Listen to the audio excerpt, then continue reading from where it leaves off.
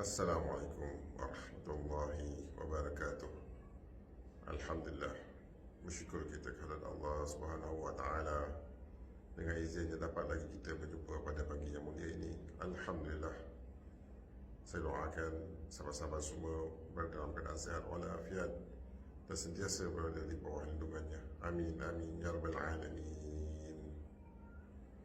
Sifat memuka-muka kita baca satu insya-Allah. Daripada Abu Hurairah radhiyallahu anhu bahawa Rasulullah SAW bersabda, maksudnya sejahat-jahat manusia adalah mereka yang memiliki dua wajah.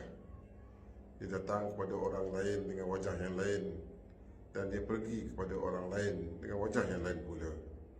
Bukhari 7179. Orang yang bermuka-muka adalah orang yang menyembunyikan apa yang ada di dalam hatinya ketika bertemu dengan seseorang atau kelompok orang yang dia musuhi dengan mengatakan perkataan ataupun sikap yang berbeza dengan apa yang disimpan dalam hatinya. Moga Allah menjauhkan kita dari sikap bermuka-muka dan munafik. Semoga apa kita dengar tadi dapat kita amalkan dan kita sampaikan kepada sahabat-sahabat kita yang lain. Allahumma salli ala sayyidina Muhammad wa ala ali sayyidina Muhammad. Assalamualaikum warahmatullahi wabarakatuh.